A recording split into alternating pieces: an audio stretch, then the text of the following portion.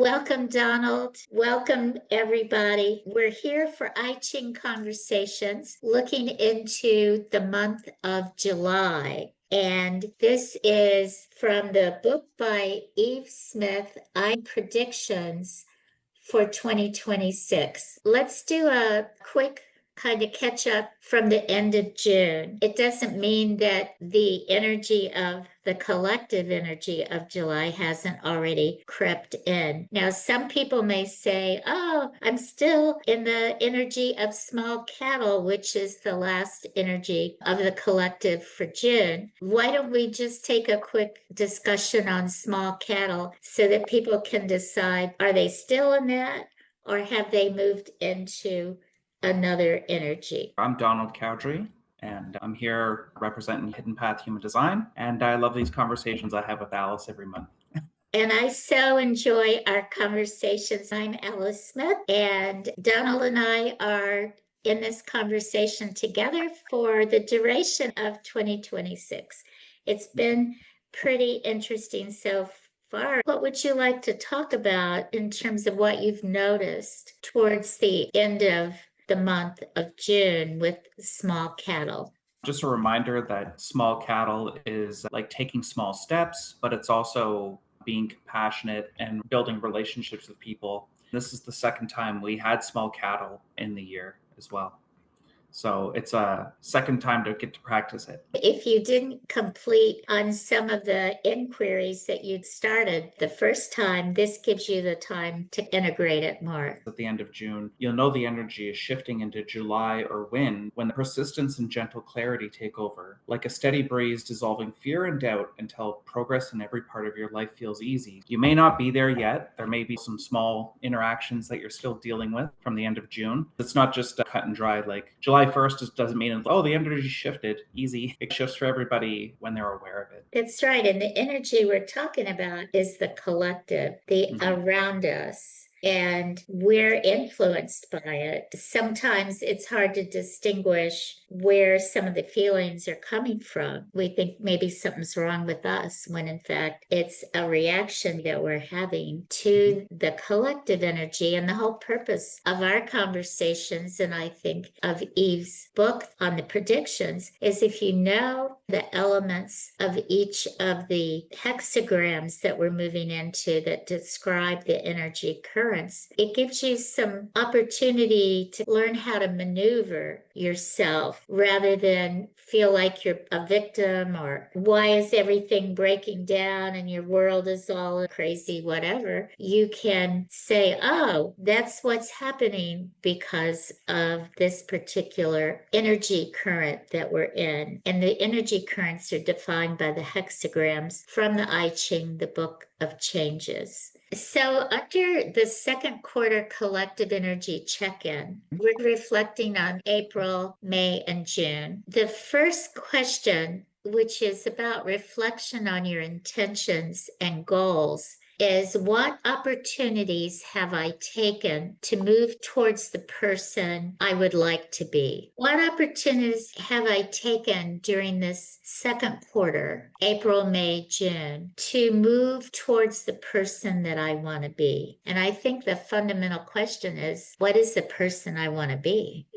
That first kind of hit me. Who is it that I want to be? And how would I know that I'm taking steps towards moving towards that? What do you think, Donald? Yeah, I totally agree with that statement because a lot of people say, oh, love yourself, love yourself. But if you don't know who you are really or who you want to be, where you're going, how are you supposed to take steps towards loving yourself? Right. So you kind of have to build yourself the pathway before you actually take the step of figuring out the person you want to be. I know generally who I want to be. I think everybody does. I want to be a better person, a more loving, compassionate person and stuff like that. But other than that, maybe we're going too deep into the question. It's a very deep question. It's probably a question that carries itself every single month as we move through the year. And I think there's an overarching kind of who I want to be. And then there's also in the moment,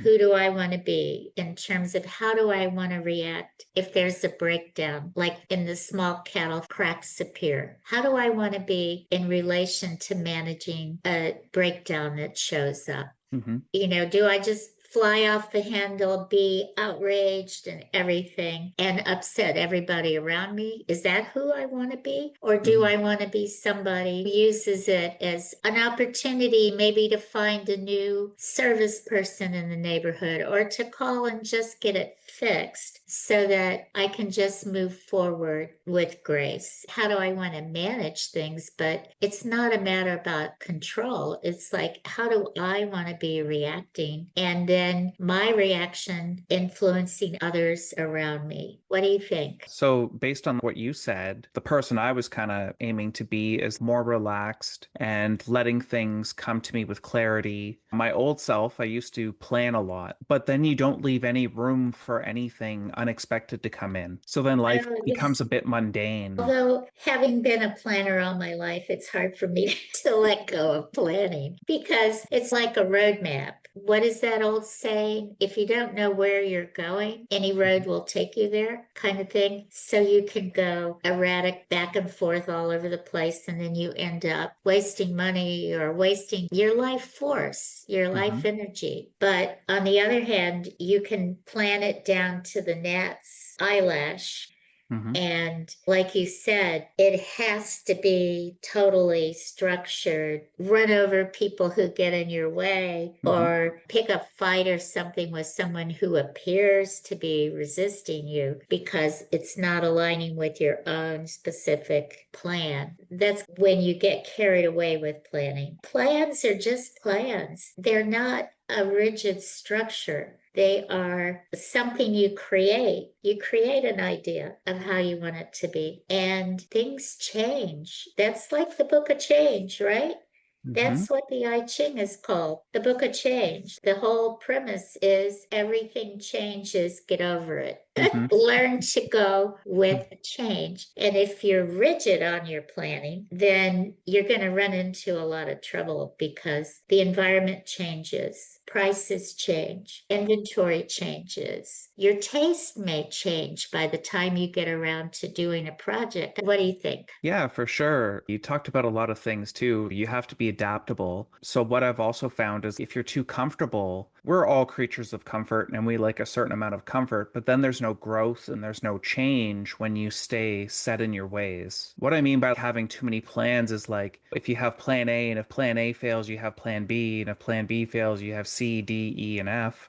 And then you tend to cover all the bases to the point where it's just coming from your mental space, and then you don't allow life to surprise you anymore. And most of those plans that we make are from those expectations that we have or our comfort. What are we comfortable with? Let's plan around that rather than let's just see where the adventure leads us. So I'm trying to lean more into the adventure side of things, letting myself come to clarity. You're open to possibility. Hmm. And you never know what can show up. I mean, it can be a big surprise, something that you would have missed completely had you had a plan in place and not Hmm. more flexible. It had to be a certain way, as opposed to you'll see what happens. Yeah. The next reflection from the second quarter, again, I'm on page 126, is have I changed the systems I am creating to support my changes? If so, which one? So have you changed anything to support your? Oh my goodness, I've changed my whole world. Yeah. In the second half of June, and it wasn't actually, I did not set a plan to go out and change it. I did set a plan that I was going to research an area in North Georgia or Mhm. in Georgia in general because Phil and I decided we wanted to be closer to Eve. After some physical events that happened, breakdowns in health and accidents and things, both on our end and Eve's end, we felt that a 5-hour drive time was not reasonable as we get older. So we're in our last quarter of life, and getting out on some of these highways and trying to drive for 5 hours in an emergency situation where you're trying to go to help somebody. As you get older, I don't see it being a good strategy or something that I can maintain. Being closer would allow all of us to interact more, enjoy each other more, and be there for each other. Because to me, at the end of the day, in the world, it's only about relationships. The people you love and who love you in return, or people that you want to engage with, as opposed to having the perfect place to live or the perfect kind of house or that kind of thing. That was the long background answer to your question. So I had drawn up a little plan. Let me check the prices of homes, what's affordable, what's not, what do we like about this area? And honestly, something just showed up in my email from one of those sites that list homes for sale and stuff in an area that I had identified as we would like to live in North Georgia. And the price, I couldn't believe my eyes because everything was twice as expensive. So I called up a realtor and said, I would just like to go look at this because I'm in the planning stage. I'm not going to buy. I just want to see what kind of structure or environment is there for this price in this location. So we went, and the realtor walks into the room and goes, oh, it feels great here. The energy, I couldn't believe he said that. The energy feels wonderful. And it was clean. It had high ceilings. It had 2 bathrooms, 2 bedrooms, and a little patio, a small garden, because I have to downsize my gardening from all of my changes in my life physically in the last year. I just took pictures, sent them to Phil, and he goes, oh, you're going too fast, slow down. I said, fine. I was just doing reconnaissance, you know? And then he calls me back and he says the next morning, I think you should make an offer. So we make an offer, they accept it. So we buy a place in North Georgia that's an hour and a half drive now. As you can see behind me, there's nothing there. We've been packing up and we'll be moving. So yes, there's been a big change. How about for you? I made some changes. On Fridays, I'm meeting with a friend for coffee, so it's getting me out of the house. It's part of the changes I want to make because I want to make more friends. I don't have too many close friends living around me anymore, and I'm kind of like reclaiming my life back in a way that I want to live it. I'm just taking small steps each day. You know, it's also about choosing yourself, if you know what I mean. I spent most of my life choosing other people, and then you end up building a life that you don't always prefer. If you do too much what everybody else wants to do, then there's nothing really for you there in that space. So I'm recovering from that whole people pleasing behaviors and stuff like that, and starting to choose myself more. So that's really what I'm working towards. That's great. And I love that you mentioned small steps because that's one of the recurring themes for this year and actually for part of last year when we started our conversations is small steps, not big giant leaps forward. Oh, I also wanted to mention we're also in the fire horse year. So there's still that energy in the background that tells you like you got to go fast, everything's got to be creative, and you can still see a lot of people trying to keep up with that. But it's actually a time to take the reins of the horse and not gallop so fast through the forest, or you're going to catch it all on fire with the fire horse. So don't burn down the forest by going too fast or running into walls and whatnot. Well, and I think we see that in the environment around us for all the things that are going on that people are doing and countries are doing and governments are doing and local communities and stuff like that. It's crazy making. It can be crazy making. Yeah. So it's a choice not to participate. Right. Or very selective participate. Again, who do I want to be in the world and how do I want to interact with what's going on around me in the world so that I am stay true to my values and my goals.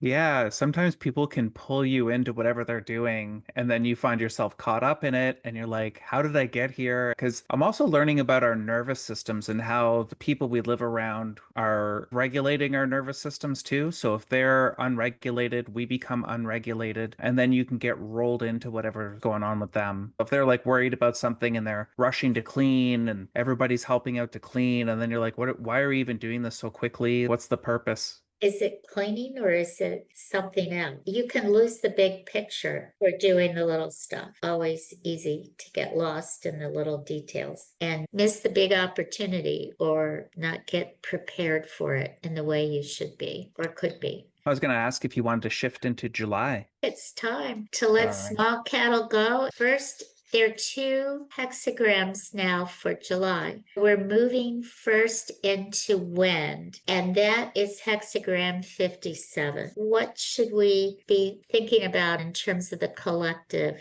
energy here with wind? So with wind, it's described as like a wind coming in to blow away fear and doubt, making life feel easier. We're going to start feeling easier in July. That sounds lovely. I know. Most welcome. I know, for sure, for sure. Have you had any sense that you've moved into that energy yet? Bit. Things that I was worried about got cleared away recently, so maybe that's part of the wind energy wanting to come in.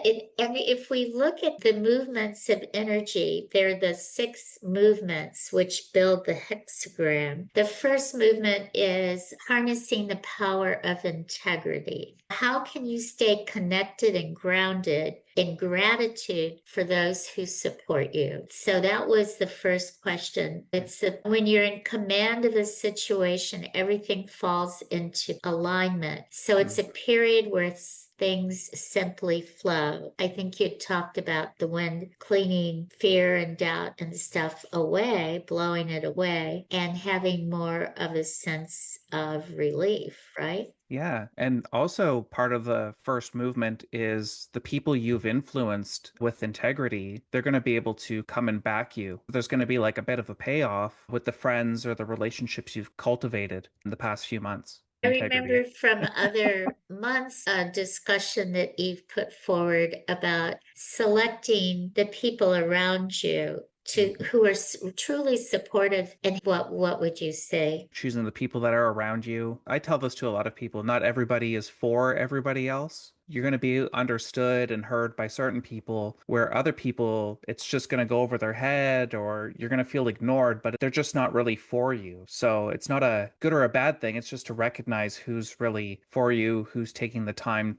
and listens to what you're saying to them. And, who can you really hear also? Those, I think, are the relationships you want to cultivate and support going forward, because these are the people who, when you have moments of doubt or you need clarity and you need to seek a wise counsel, these are the people you want to rely on and that you can trust to have your best interest at their heart. Yeah. Then the second movement is facing the inner. Oh, sometimes when things get easy, your mind will tell you, oh, it can't be this easy. It's the mental resistance to things getting a little bit easier that people may still want to stay struggling with. Right. I had underlined for that in this movement. This is a time to notice your mind's resistance to ease. So what you're talking about, it's the self-talk that comes up. It's like the other shoe's going to drop. Be careful. This can't be true. If you don't look out, it's going to bite you, kind of thing.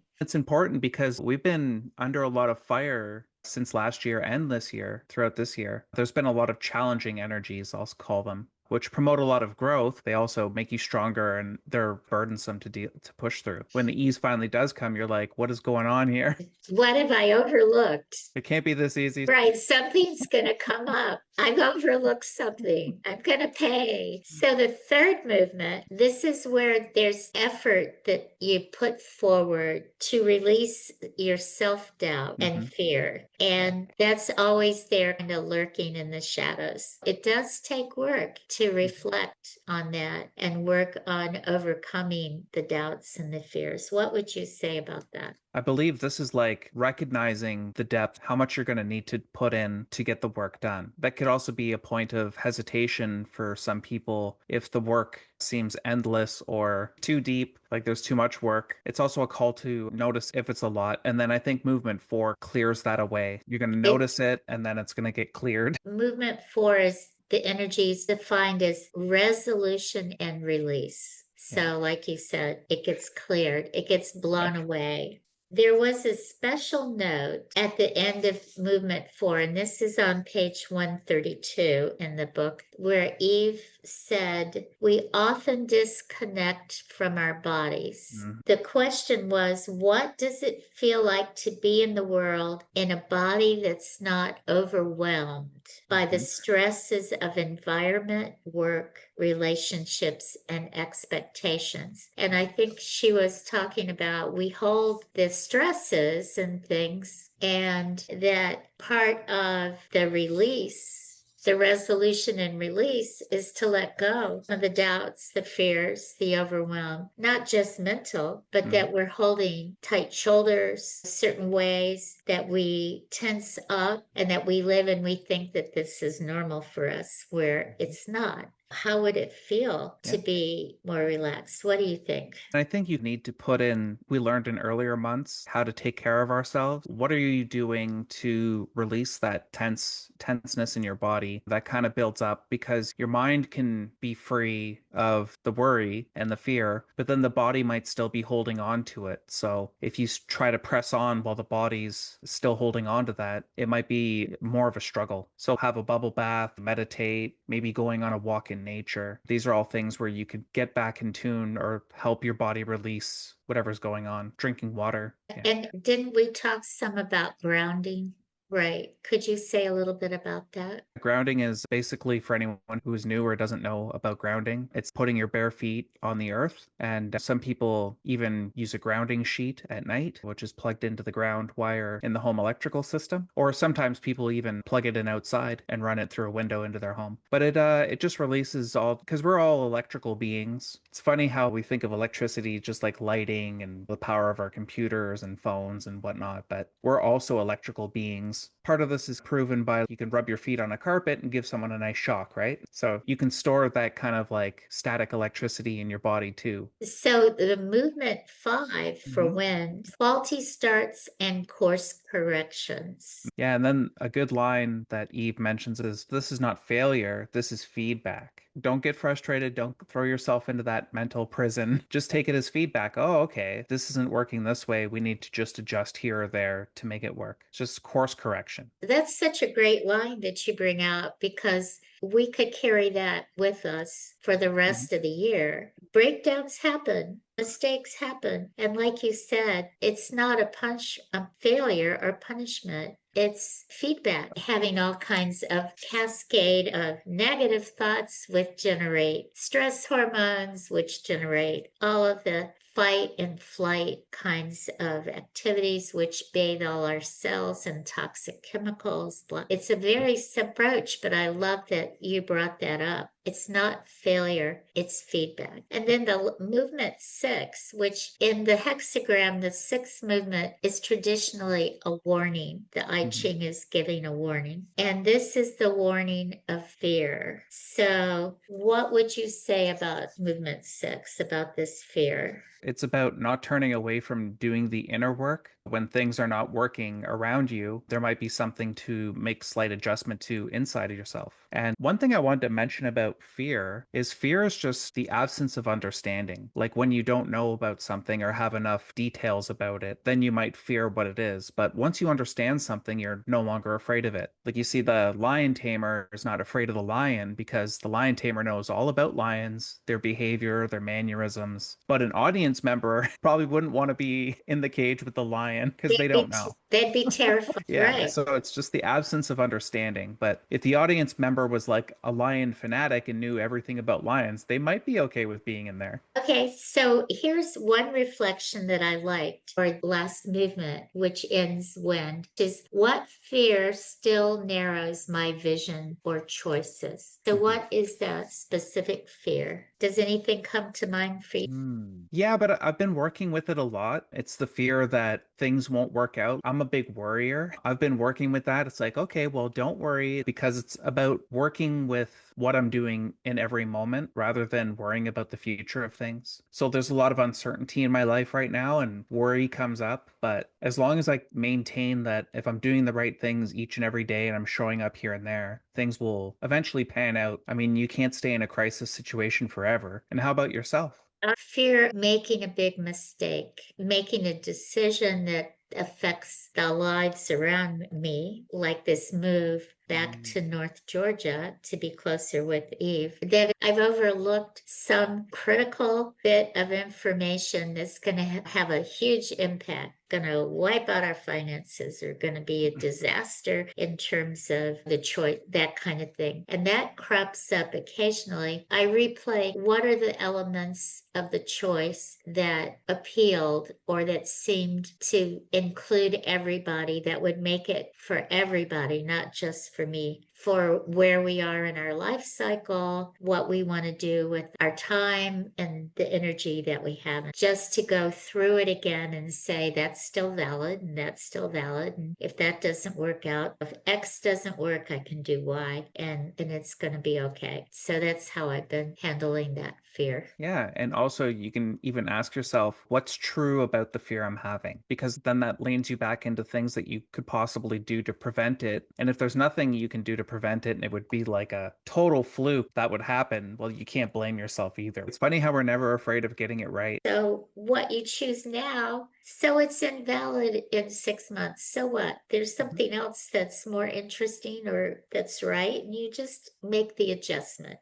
Okay, so the end of, well, not the end, but when shifts into the second cycle for the month of July, which is the army. When the wind changes over, the army is going to ask us to get organized and have a plan. And that's the hexagram 7. So it says by mid-July, wind has done the work. It's loosened, cleared, and prepared you. Self-doubt is named, fear is seen, and action and success are restored. The collective energy transitions into army, stimulating organization, action, and building. So movement 1 is discipline is the foundation. What do you think about that? Well, it's funny because Eve mentions too that without the discipline, your plan will collapse even before it begins. It's almost like movement 1 is a warning against not planning. That's true. And I had underlined in this part, you may feel the push to take charge or step into new leadership role. Before you do, assess your systems, routines, and readiness. This is not plunge into a new adventure, but see where you are. Are you ready for this? Kind of evaluate the situation. Would you agree with that? Yeah, for sure. If you're doing a new business venture, make sure you have your website ready. And this is also notes for myself. Make sure you have payments set up and your terms and service all done up before you hit the launch button. And the reflection question for that is, where in my life do I need more discipline to support my long-term goals? So by discipline, what kinds of things come to mind? Scheduling. If you're someone who kind of sleeps in the morning, maybe waking up or setting an alarm to wake up a little bit earlier. Or I saw this good thing for scheduling where you block off some of your time to do work and then some of your time you just leave it open to do whatever. And that gives you like a nice balance in your life for work and play. I think with discipline, it's not just discipline to work, but Yeah. it's also discipline to take care of yourself appropriately, to take care of your physical self, your body, both by what you choose to eat and plan to eat and prepare, and also activity, movement, getting out in the world, and doing the things that support you, like journaling, having time to reflect and stuff. You hear about people burning out all the time, and all of the discipline has gone into the planning and the doing, and nothing in terms of the support of living in the world, because we're physical beings. Yeah. We're also spiritual beings, but you got to take care of all the angles, not just one. Would you agree? Oh, yeah, for sure. You have to have time for your spiritual practices, time for your exercise or physical practices, and then also time for getting the work done that you would like to get done. But you can't spend all your time planning and everything like that too. You also have to have time for fun. Life is this balance between seriousness and fun. I don't know if you've ever been in a workplace where you joke around and then people get upset at you too. And I found when I'm on for too long, then sometimes end up having to redo the work because it wasn't inspired. It lacked something. Maybe it wasn't an authentic approach to something, or I'd overlooked something, but I was so driven to complete it. Okay, movement 2, reward follows effort. This is the moment where the preparations you've been making start to show results. So it could be a bit of an exciting time if you've done the planning and you've done a little bit of discipline and you have a nice schedule in place. So really in the movement of this energy, the army, that'll occur, and that's something to look forward to. And then movement 3 was the burden of leadership. So we're going to be seeing not only in ourselves about there's going to be a playing between humility, who's being humble and who's not being humble, who's taking ownership for the mistakes that they've made and who's not, or dismissing them. Not just yourself, but also outside of yourself. You're going to see maybe politicians or people in power that are being humble or not being humble. I find it interesting how this particular movement in the Army is showing up in July, because in the United States, we're getting ready for midterm elections, which are a big thing. So the heat is rising, the talk is rising, the antics are rising around different politicians. You will be observing all of this and listening to all of the chatter, and it'll just continue till the end of October because we vote in November. It's going to be gaining momentum, but that's something to remember, is that great leaders do not seek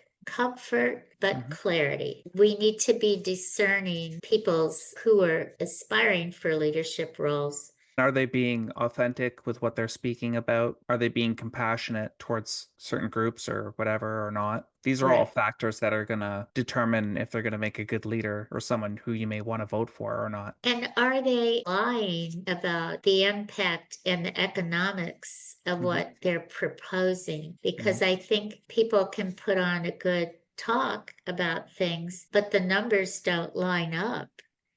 And when the numbers don't line up, but the person is chosen, then who's going to pay? How are we going to implement it effectively if they're not the resources, both qualified people to carry it out, as well as money? And of course, where does the money come from? The government is not an entity. It is groups of people. And the money only comes from all of us. Is this person really being honest and clear in what it's going to take to implement some of the promises that they're trying to make? That's a difficult discernment. You can hear all kinds of voices.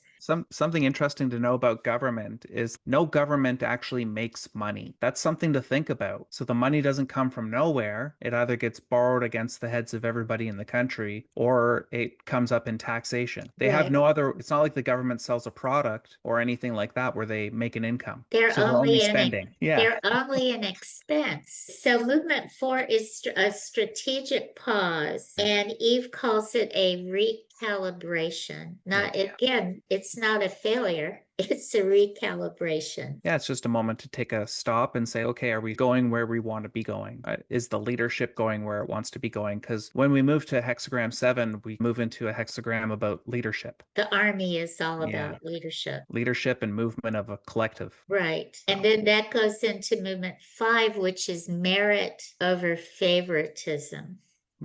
This is a collective mirror. As societies, workplaces, and communities, we are being asked to elevate those who demonstrate extraordinary merit, responsibility to the community, and competence, not just connection. And that's a big thing too, because it's a lot of backdoor deals in politics. And I imagine there's also a lot of nepotism. Well, there was a lot of nepotism in some companies, right? So you got to watch out for that stuff. You want to look at honoring the talented, the people who are dedicated, and the people who are showing up with integrity.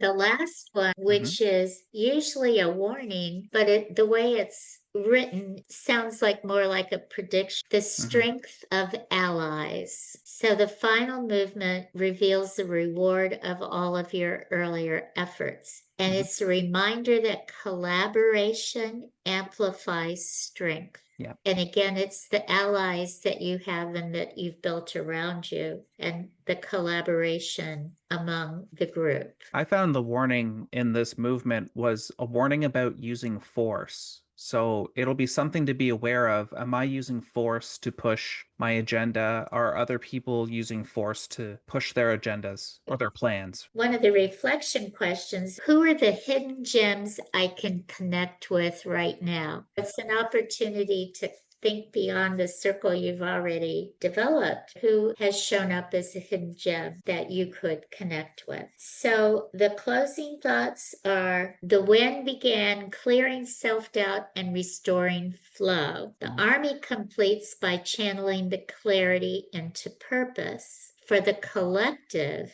it means ensuring that power rests with those who lead through service and merit, not ego or convenience.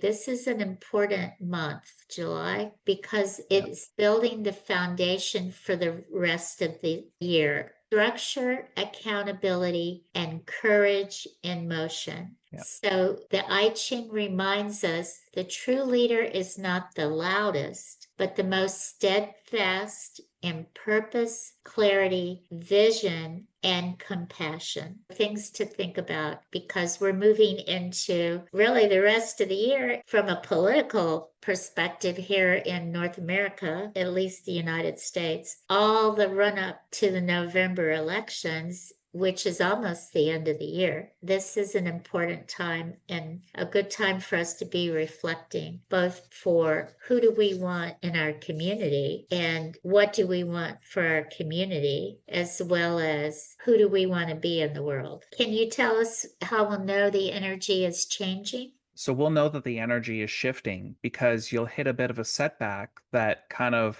provokes you to act in some way or take some action. So there'll be some sort of setback at the end of July that'll force you to take some action. We will be moving into the energy of the chase when you hit that setback and you are provoked into action. And that is hexagram number 17. So what else would you like to say to complete our conversation for today? Just a short summary of what we talked about, which was things are going to clear things up. Things are going to start going easier. And then mid-month to start planning for your future. And also astrologically, I've heard a lot of astrologers talk about July being a month where what you do in July is going to map out what happens for the rest of the year. So it's totally in alignment with what we're talking about too, which I find completely interesting. So it's like not a coincidence. So for those of you who would like to join us, this is the I Ching Predictions for 2026. It's available through Amazon, and I'll put the link in the description below.